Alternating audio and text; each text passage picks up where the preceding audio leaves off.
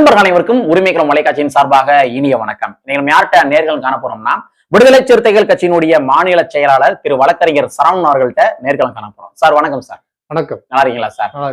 Sir உங்களுக்கு தெரியும் தமிழ்நாட்டுல என்ன போயிருக்கு அப்படின்றது தெரியும். ஆம்ஸ்டாங் அவர்கள் படுகொலை செஞ்சிருக்காங்க. சோ அதற்காக விசிக நிறுவனர் திருமாவளவன் அவர்கள் அந்த உடலை பார்க்க போயிருந்தாரு. பார்த்துட்டு வெளியில ஒரு பிரஸ் மீட் கொடுக்குறாரு. பிரஸ் மீட்ல அவர் என்ன சொல்றாருன்னா ரொம்ப ஒரு முக்கியமான விஷயத்த பதிவு பண்ணாரு. அதாவது படுகொலை செய்தவர்கள் காவல் நிலையத்துல போய் ஆஜர் ஆயிட்டாங்க. ஆனா இவர் என்ன பண்றாருன்னா அந்த ஆஜர்படுத்தப்பட்ட அந்த குற்றவாளிகள் உண்மையான குற்றவாளிகள் கிடையாது, உண்மையான குற்றவாளிகளை கண்டுபிடிக்கணும் அப்படின்ற மாதிரி ஒரு தரவுகளை சொல்றாரு. எதன் அடிப்படையில் இந்த மாதிரி சொல்றாரு? ஏன்னா குற்றவாளி ஆஜராயிட்டாங்க, ஆனாலும் இவர் இந்த மாதிரி சொல்றாரு. அப்ப எதன் அடிப்படையில் இந்த மாதிரி சொல்றாரு? முதல்ல அம்பேத்கரியத்தை தொடர்ந்து இந்த மண்ணுல முழங்கின இந்துத்துவத்திற்கு மாற்றம் பௌத்தம் தான் அப்படிங்கிற ஒரு மாற்று கருத்தை முன்மொழிந்த ஒரு மகத்தான போராளி, அம்பேத்கரிய வழியில சமத்துவத்துக்காக போராடின ஒரு சமத்துவ தலைவர், பகுஜன் சமாஜ் கட்சியினுடைய மாநில தலைவர், மரியாதைக்குரிய அண்ணன் வழக்கறிஞர் ஆம்ஸ்டாங் அவர்களுக்கு முதல்ல என்னுடைய வீர வணக்கத்தை தெரிவிச்சுக்கிறேன். தலைவர் எழுச்சி தமிழர் அவர்கள் இன்னைக்கு போய் அவருடைய உடலை பார்த்திருக்கிறாரு. நேரடியா அந்த கொலை நடந்த இடத்துக்கு போய் விசாரிச்சிருக்கிறாரு. அந்த சம்பவத்தின் போது உடனிருந்த நபர்கள்ட்ட விசாரிச்சு கேட்டறிஞ்சிருக்கிறாரு. இந்த கொலைக்கு பின்னாடி யார் யாரெல்லாம் இருக்கிறாங்க அப்படிங்கிற சந்தேகத்தை அங்கே பாதிக்கப்பட்ட தரப்பினர் சொல்லியிருக்கிறாங்க. அதிலிருந்து சில தரவுகள் தலைவர் எழுச்சி தமிழருக்கு கிடைச்சிருக்குது. ஆம்ஸ்டாங் படுகொலைக்கு பின்னாடி பேசும் பொருளாக ரெண்டு முக்கிய நிகழ்வுகள் இருக்கு. ஒண்ணு ஆருத்ரா கோல்டு அந்த நிதி நிறுவன மோசடியில பாதிக்கப்பட்ட தரப்பினருக்கு இழப்பீடு வாங்கி கொடுத்ததுல மிக முக்கியமான ஒரு பங்காற்றிருக்கிறாரு. சட்டபூர்வமான முயற்சி எடுத்து பாதிக்கப்பட்டவங்க பக்கத்துல இருந்து துணையா நின்றிருக்கிறாரு ஆம்ஸ்டாங். இது ஒரு தரவு செய்தி. இன்னொரு செய்தி, தென் மாவட்டத்துல நெல்லை, தூத்துக்குடி இந்த மாதிரியான பகுதிகளில் இருந்த ஒரு முக்கியமான கும்பலுக்கும் இவருக்கும் இடையிலான ஒரு நிலம் சம்பந்தமான ஒரு பிரச்சனை சென்னையில இருந்ததா ஒரு பேசும் பொருள் இருக்கு. ஆனா இந்த சமூகத்தினுடைய நடவடிக்கையை பார்த்தோம்னா ஒரு புதிய கோணத்துல அதை அணுகணும். எப்படின்னா, கொலையாளிகள் யாரும் நேரடியாக அவரை அட்டாக் பண்ணல. ஆனா இந்த சம்பவம் இப்படிதான் கொலை பண்ணணும் அப்படின்னு சொல்லி இதுக்கு திட்டம் வகுத்து கொடுத்தவங்க இருப்பாங்க. அவங்க யாரு அப்படிங்கறத கண்டறிய இவங்க எய்யப்பட்ட அம்பு மட்டும் தான் சொல்றீங்க. அது ஆஜரானவங்க எய்யப்பட்ட அம்பு மட்டும் தான். அப்ப மெயினா ஆருத்ரா கோல்டு வழக்குல யார் யாரெல்லாம் பெரிய பெரிய நபர்கள் தலையிட்டாங்கன்றது உங்களுக்கு தெரியும். பிஜேபி தலைவர் அண்ணாமலை சம்பந்தப்பட்டாங்கன்றது செய்தித்தாள்ல ஒரு விஷயம். அதுல ஒரு பொறுப்புல இருக்கக்கூடிய ஆர்.கே. சுரேஷ் என்ற நடிகர்லாம் இந்தியா விட்டு போய் மறுபடியும் அவர் பெயில்ல இன்னைக்கு இருக்கிறாரு. பல ஆயிரம் கோடி மோசடி வழக்குல அது ஆர்வத்ரா நிதி நிறுவன மோசடிங்கிறது அந்த அளவுக்கு பல ஆயிரம் கோடி சம்பந்தப்பட்ட ஒரு விஷயம். அப்ப பெரிய பண முதலைகளை எதிர்த்து பாதிக்கப்பட்ட தரப்புல நின்று ஒரு பிரச்சனை பேசியிருக்கிறாங்க, அணுகியிருக்கிறாங்க. அதன் அடிப்படையில அந்த ஆருத்ரா கோல்டுல அந்த நிதி நிறுவனத்திற்கு ஆதரவாக பாதிக்கப்பட்டவங்க யாரையும் அந்த நிதி நிறுவனத்தினுடைய தொடர்புள்ளவங்களை தொந்தரவு பண்ணாத அளவுக்கு பாதுகாப்பா இருந்தவர் தான் ஆற்காடு சுரேஷ்னு சொல்லப்படுது. அப்ப இது போல விஷயங்களை எல்லாம் நம்ம கவனத்துல எடுக்க வேண்டிய தேவை இருக்குதுல்ல. இயல்பா இறந்து போனவர் ஒரு தலித் அரசியல் பேசக்கூடியவர், சாதி ஒழிப்பு அரசியலை பேசக்கூடியவர், தலித் விடுதலை பேசக்கூடியவர். அவர் இயல்பாவே அந்த அரசியலை எடுக்கிறவங்களுக்கு எவ்வளவு நெருக்கடிகள் இருக்கும் சாதியவாதிகளால அப்படிங்கிறது தெரியும். அப்ப இது போல விஷயங்களை அணுகும் போது பாதிக்கப்பட்டவருடைய தரப்புல இருந்து பேசும்போது அவருடைய கோபம் எல்லாம் இப்படிதான் வெளியே வரும் அப்படிங்கிறது யார் லீட் பண்றாங்களோ அவங்க மேலதான் வரும். ஆமா, அது யதார்த்தமான ஒரு உண்மை. ஆனா இப்ப நம்மளுடைய தரப்புல நம்ம பேசுறது என்னன்னா, இந்த படுகொலை சம்பவத்திற்கு பின்புலமாக இருந்தவங்க யாரு அப்படிங்கிறத இன்டெப்தா விசாரிச்சு அவர்களை எல்லாம் இந்த குற்றவாளிகளா இதுல வழக்குல கைது செய்தால் மட்டும்தான் இது போன்ற படுகொலை சம்பவங்கள் நடக்காது அப்படிங்கிறது. அதான் சார், கொலை பண்ணவங்களே போய் நான் தான் பண்ணேன்னு ஆஜராயிட்டாங்கல்ல. குற்றவாளிய கிட்டத்தட்ட கைது பண்ண மாதிரி தான் அர்த்தம். அவங்களே போய் ஆஜராயிட்டாங்கல்ல. பின்புலமாக இருந்தவங்க எல்லாம் இருக்கிறாங்கல்ல, அபட்டார்னு ஒருத்தவங்க இருப்பாங்கல்ல, தூண்டினவங்கன்னு ஒருத்தவங்க இருப்பாங்க, அதுக்கான அதாவது இந்த குற்ற சம்பவத்துல எப்படியெல்லாம் நேரடியா வந்து ஈடுபடுறவங்க மட்டும்தான் குற்றவாளி நினைக்கிறீங்களா? அதான் அப்படி கேக்குறேன். கிடையாது. நேரடியாக வந்துட்டு குற்றம் செய்தவர்களையும் சரி, அவர்களுக்கு பின்புலமாக இருந்து அதுக்கான உதவி செய்தவர்களும் சரி, அதுக்காக திட்ட ஒழிச்சு கொடுத்தவங்க இருக்கும், அதுக்கு வந்து பணம் செலவு பண்ணவங்க இருப்பாங்க. இப்படி பல இது இருக்கு. அதாவது முழுமையாக இந்த இதை வந்து முழுமையாக சிறப்பு புலனாய்வு எடுத்துக்கிட்டு இதை செய்யணும். வெறுமனே வந்துட்டு இரவோட இரவாக வந்துட்டு 5-8 பேர் கைதாயிட்டாங்க, இந்த வழக்கு வந்துட்டு கொலையாளிகள் கைது செய்யப்பட்டாங்க அப்படின்னு ஒரு முடிவு எட்டாம இன்னும் வந்துட்டு மிக ஆழமாக வந்து உண்மையான குற்றவாளிகள் எல்லாம் இன்னும் கைது செய்யணும். இல்ல அதான் திருமாவர்கள் அதான் பதிவு பண்றாரு.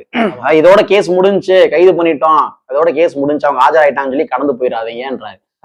அதுதான் ஏன்னா ஒடுக்கப்பட்ட ஒரு விடுதலை அரசியலை பேசும்போது இருக்கக்கூடிய நெருக்கடிகள்ன்றது சாதாரண விஷயம் கிடையாது. கண்ணுக்கு தெரியாத பல விதமான சாதியவாதிகள் வந்து எதிரியாகக்கூடிய ஒரு சூழல் இருக்கு. இன்றைக்கு வந்து தொடர்ந்து வந்துட்டு இப்ப அண்ணன் பசுபதி பாண்டியன்லாம் வந்துட்டு அவருடைய வீட்டிலேயே வச்சு படுகொலை செய்யப்பட்டாங்க. அவருடைய வீட்டிலேயே படுகொலை செய்யப்பட்டாங்க. அந்த விசாரணையெல்லாம் எடுத்து பார்க்கும்போது மிக மோசமான திட்டமிடல்.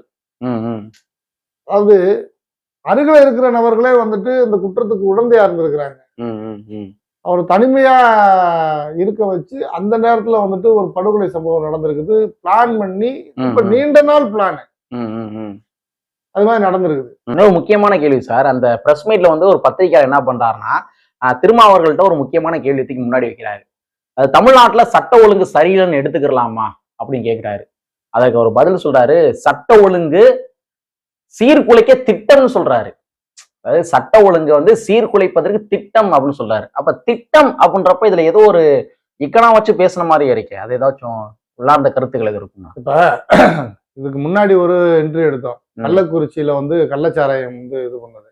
அதுக்கு யாரெல்லாம் பின்னாடி இருப்பாங்கன்னு நம்ம பேசிட்டு இருந்தோம். விக்கிரவாண்டி இடைத்தேர்தல் இன்னும் நடந்து முடியல. 10ஆம் தேதி இடைத்தேர்தல் வரப்போகுது.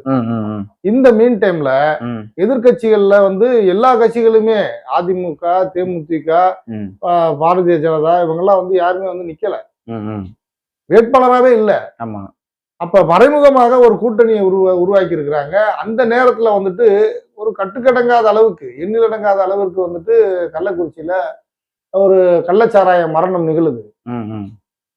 இப்ப நம்ம இதுல என்ன ஆய்வு செய்ய வேண்டிய விஷயம்னா, மெத்தனால் கலந்த அந்த கள்ளச்சாராயத்தை வந்து குடிச்சு இறந்து போனவங்களுடைய இறப்புக்கு வந்தவங்க மீண்டும் அதே மெத்தனால் சாராயம் விநியோகிக்கப்பட்டிருக்கு அப்படின்னும் போது நாம இதை கவனத்தில் எடுத்துக்கொள்ளணும் அப்படின்றதுதான்.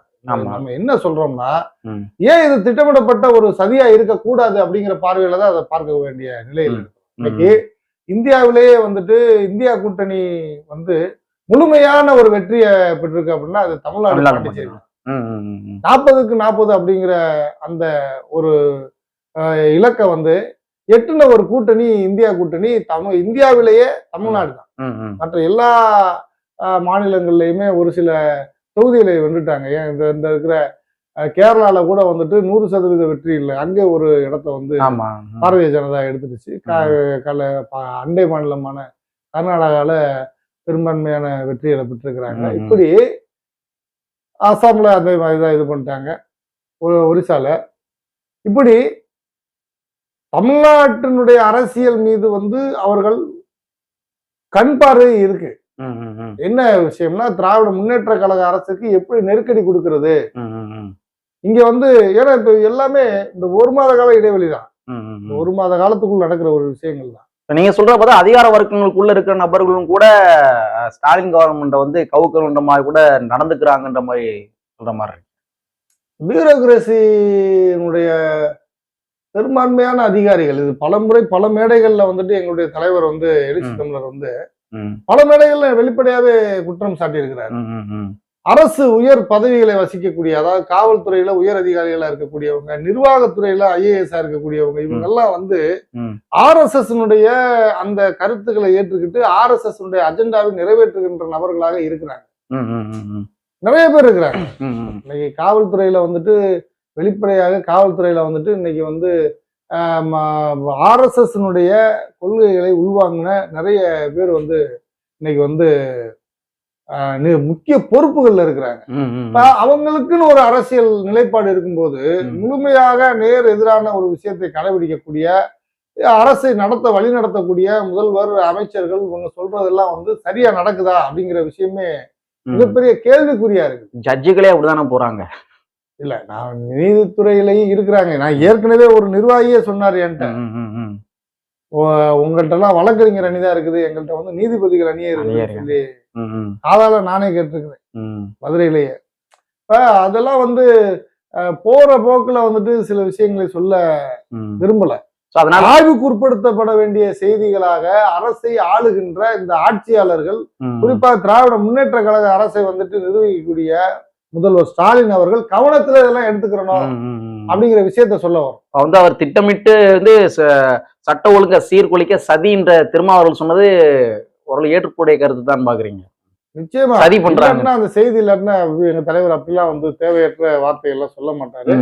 நிச்சயமாக அவரே வந்து மிக கவனமாகத்தான் வந்து அந்த வார்த்தையை பிரயோகப்படுத்தி இருக்கிறாரு.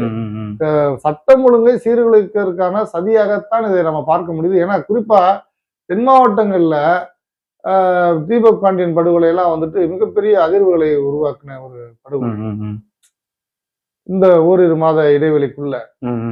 அதே போல வந்து சமீபத்துல இப்ப நடந்த இந்த அழகேந்திரன் அந்த அருப்புக்கோட்டையில அதெல்லாம் வந்து மிக கொடூரமான ஒரு படுகொலையா பார்க்கப்படுது. இன்னும் விடுதலை சிறுத்தைகளுடைய பொறுப்பாளர் மயிலாடுதுறையில வந்து பெட்ரோல் ஊத்தி எரிக்கிறான். தலித் விடுதலையை பேசக்கூடிய தலைவர்கள், களமாடுகின்ற போராளிகளுக்கு வந்து பாதுகாப்பு இல்லாத சூழல் இருக்குது. இப்ப திருமாவர்கள் இன்னொரு விஷயத்தை பதிவு பண்றாரு. அதாவது உளவுத்துறை எச்சரிக்கை கொடுத்திருந்த போதிலும் கூட பாதுகாப்பு வளையத்தை வந்து பலப்படுத்தல அப்படின்ற மாதிரி அக்யூஸ் பண்றாரு. வந்து அப்ப சட்ட ஒழுங்கை சீர்குலைப்பதற்கான சதியா கூட அது இருக்கலான்ற மாதிரி பார்க்க வேண்டியது தேவை இருக்குல்ல. அதாவது எல்லா வகையிலும் இந்த படுகொலையை தடுப்பதற்கான முயற்சி எடுத்திருக்கணும். வெளிப்படையா அவர் சொல்றது அதுதான். தலித் தலைவர்களுக்கான பாதுகாப்பு வழங்கணும், தலித் தலைவர்களுக்கான பாதுகாப்பை பலப்படுத்தணும். இது இன்னைக்கு நாங்க சொல்லல. தொடர்ந்து இந்த மண்ணுல வந்து ஒவ்வொரு தலித் தலைவர்கள் படுகொலையின் போதும் சொல்லக்கூடிய ஒரு முழக்கமாக வந்து இது மாறி இருக்கு. பசுபதி பாண்டியன் படுகொலையான போதும் வந்துட்டு இதே தான் முழக்கம் பண்ணி மிகப்பெரிய போராட்டத்தை எடுத்தோம். அடுத்து வந்து தம்பி நெல்லை தீபக் பாண்டியன் வந்து படுகொலையான போது வந்துட்டு அந்த அதிர்வுகள் இருந்தது. இப்ப ஆம்ஸ்ட்ராங்குடைய படுகொலையிலையும் நம்ம கேட்கிற அந்த கோரிக்கையே இருந்தது, உண்மை குற்றவாளிகளை கைது செய்யுங்க, முழுமையாக இந்த விசாரணையை வந்து அப் டு பாட்ட வரைக்கும் யாரு வந்து இதுக்கான திட்டம் போட்டு கொடுத்தாங்க, யாரு நிதி ஆதாரம் செஞ்சாங்க, இதுக்கு பின்புலமாக யார் யாரெல்லாம் இருக்கிறாங்க, யார் யார்களுடைய சதிகள்லாம் வந்து இது அடங்கியிருக்கு அப்படிங்கிற ஒரு முழுமையான விசாரணை வந்து வேணும். நியாயமான விசாரணை வேணும். உண்மையான குற்றவாளிகள் அனைவரும் கைது செய்யப்படணும். அத்தனை பேரும் குண்ட தடுப்பு காவல்ல சிறைப்படுத்தப்படணும். இதெல்லாம் வந்து ஒரு கோரிக்கையாக இருந்தாலும் இந்த மாதிரியான இரும்பு கரம் கொண்டு அடக்க வேண்டிய தேவை இருக்குது. அரசு வந்து இதெல்லாம் செய்யணும்னு சொல்லி நாங்க எதிர்பார்க்கிறோம். ரொம்ப இன்னொரு முக்கியமான கேள்வி சார், அந்த இறுதியான கேள்வியும் கூட. இன்னைக்கு வந்து திருமாவர்கள் இந்த ஸ்பாட்டுக்கு போய் அந்த உடலை பாக்குறப்ப அழுதுட்டாரு. சமூக வலைத்தளங்கள்ல இந்த வீடியோ பயங்கரமா வைரல் ஆச்சு. ரஞ்சித் அவரும் அழுகிறாரு, அதே மாதிரி திருமாவர்களுமே அழுதுகிட்டு கண்ணை துடைக்கிறாரு, கர்ச்சீப்பு துடைக்கிறாரு. இந்த இந்த ஒரு தருணம், இந்த ஒரு காட்சியை நீங்க எப்படி பாக்குறீங்க? ஆக்சுவலா திருமாவர்கள் அதாவது எல்லா தலைவர் வந்து அண்ணன் எல்லார் மேலேயும் இயல்பாகவே பாசம் உள்ளவர், அனைவரையும் வந்து நேசிக்கக்கூடிய ஒரு மனித நேயமிக்க ஒரு தலைவர் அண்ணன் எழுச்சி தமிழர். அவருடைய துவக்க காலங்களே ஒவ்வொரு நபருடைய அந்த அழுகை தான் வந்து அவரை வந்து இவ்வளவு ஒரு மிகப்பெரிய இறுக்கத்துக்கு ஆளாக்கி ஒரு பெரிய அரசியல் நகர்வை வந்து நகர்த்தி கொண்டு போன விஷயம். சாதாரண விஷயம் கிடையாது. ஒரு ஒடுக்கப்பட்ட விளிம்பு நிலை மக்களை வந்துட்டு ஒரு அமைப்பாக்குறதுல எவ்வளவு கஷ்டம் இருக்குது. இப்ப ஐபிசியில வந்து 147, 148 இருக்கும்.